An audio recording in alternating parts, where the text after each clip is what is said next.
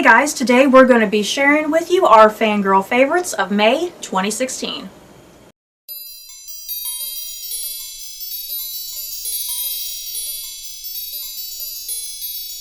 So we have three different things we want to discuss. First, we're going to talk about our reactions to the latest Beauty and the Beast trailer. Then we're going to talk about our reactions to Captain America Civil War. And then we're going to end the video talking about our trip to Universal Studios and Disney World. And just to give you guys a heads up, there's going to be nothing with spoilers in this video, especially for Civil War, if you've not seen Civil War yet. But yeah, no spoilers for anything we're going to be talking about. So let's just go. Starting with our reactions to the Beauty and the Beast trailer. I'm upset. She didn't like it. Because there was no Luke Evans singing. She loves Luke Evans, you guys. Luke Evans is going to be playing Gaston, which we're both pretty excited about. Which doesn't pose very well. I feel like we're going to walk out of the movie shipping Gaston and Belle, and we shouldn't. Because it's Luke Evans. Yeah, it's Luke Evans, that's why. Because I don't know who the heck's playing Beast, but they're certainly not as good looking as Luke Evans is. A guy from Downton Abbey. He's hot. It's okay. Well, Luke Evans is probably better. So you were underwhelmed. Was that the thing? You were just underwhelmed? I know it was a teaser trailer. Yeah, it was a teaser. But like I saw somebody else though mention, well, it was better than the Cinderella teaser trailer, which it was because that was just a slipper. That was just a slipper. But yeah, I mean, at least you had that little bit of Cogsworth and Lumiere talking. But I don't know. I was just hoping for a glimpse. They could have at least showed like a really quick glimpse of all the characters, even if it was like like a really shadowy clip of certain characters. You barely even got to see Emma Watson as Belle. I wanted to see her like in the full get-up, but that was too good to be true, I suppose. I feel like they're going to postpone showing the Beast for as long as possible. Like the Godzilla trailers or Jurassic World. They don't show Godzilla or the dinosaur till the movie comes out in the trailer. The thing is, I think this was definitely a huge teaser for the most part because they're probably still working on the CGI for Beast. Because I'm assuming he's going to be all CG. I don't think it's going to be makeup and effects. I'm assuming it's just all going to be CG. I don't know how that's going to work. Yeah, I'm very curious to see how they're going to pull off the Beast. It's either going to look good or it's going to look bad. But yeah, for me personally, I liked the teaser. I was a little underwhelmed because I think I had built up the hype so much and the excitement and I wanted to see more, but still, the glimpses that we got, it looks visually stunning. Like, this is going to be a pretty movie. Like, everything's going to be pretty and it have this gothic look to it, you know.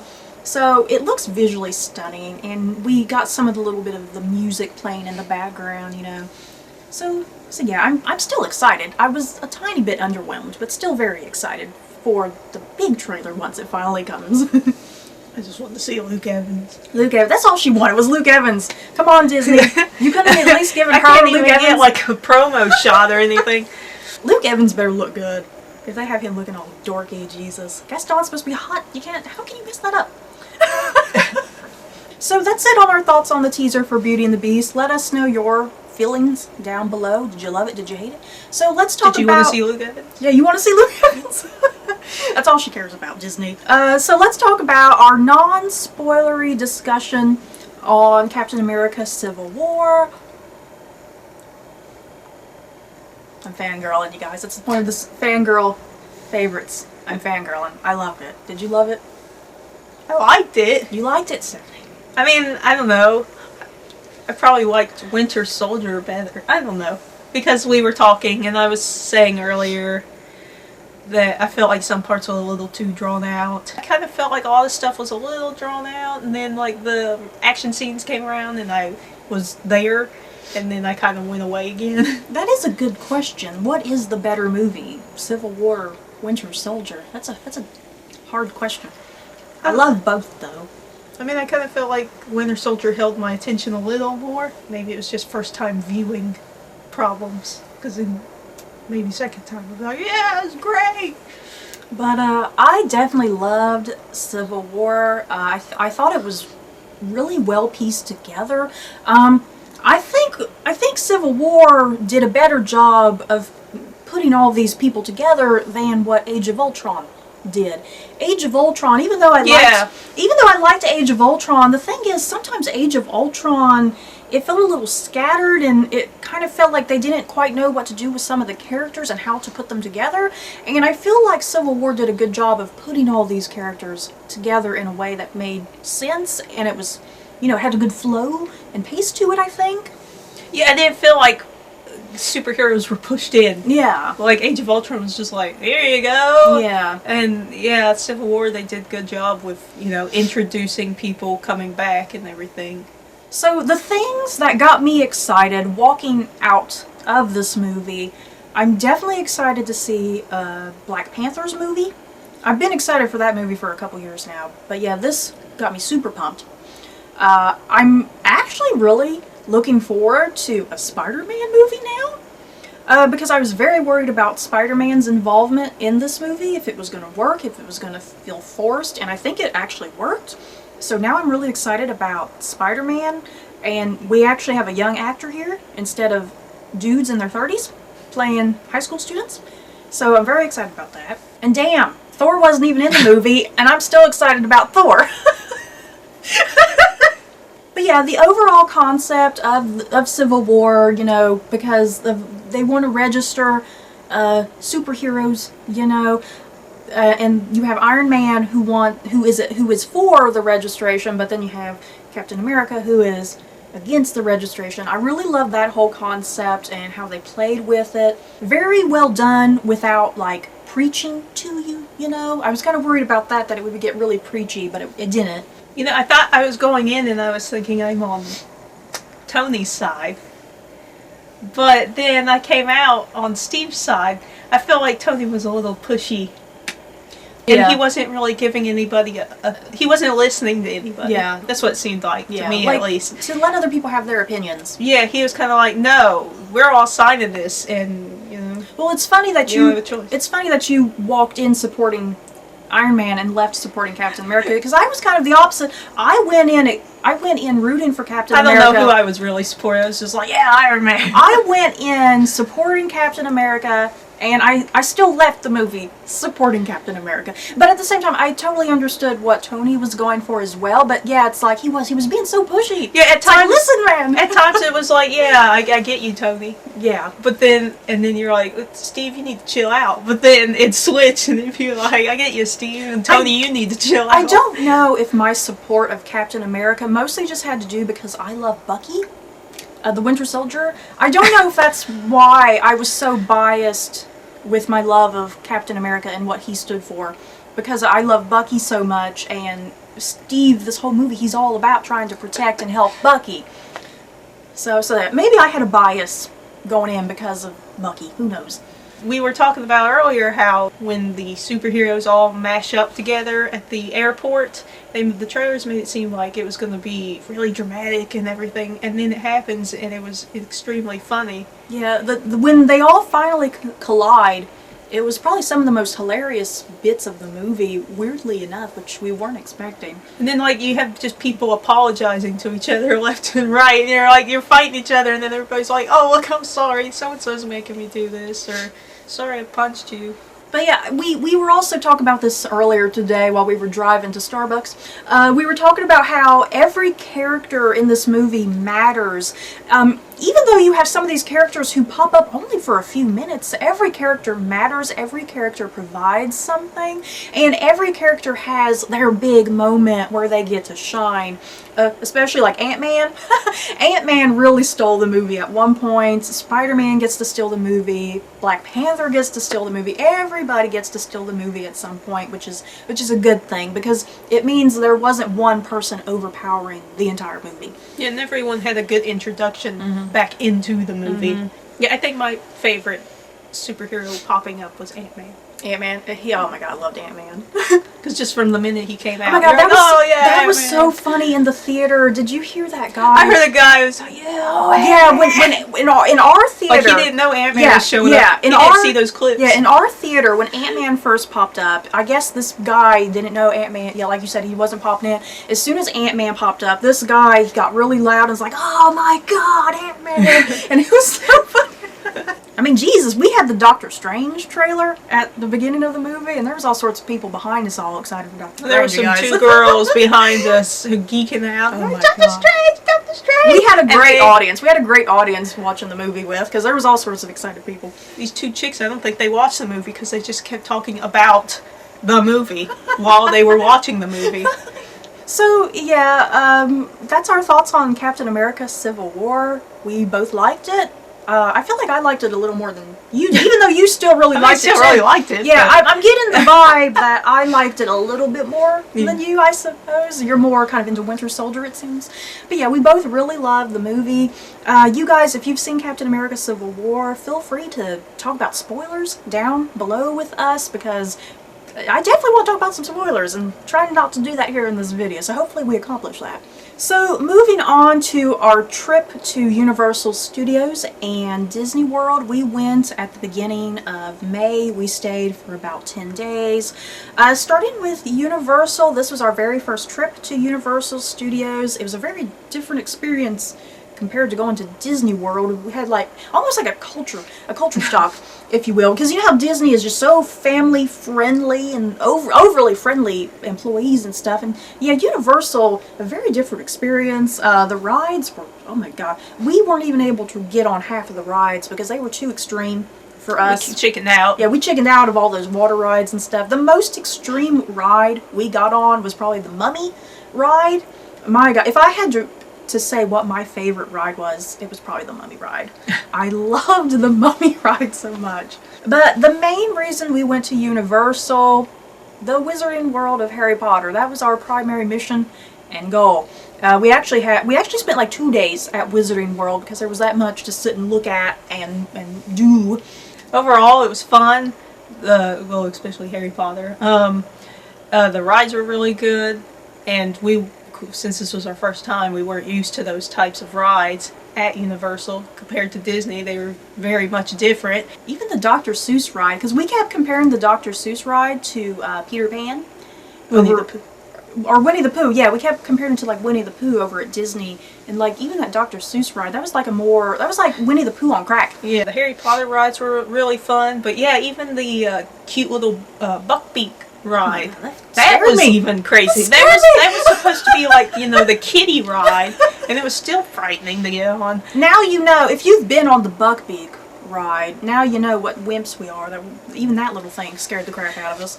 But the Escape from Gringotts and Forbidden Journey were really good. I think if I chose my favorite Harry Potter ride, I want to kind of go with the Escape from Gringotts. Plot-wise, it was more entertaining. That's true. I liked how you went from scene to scene. I thought that was really cool. You really felt like you were going from scene to scene.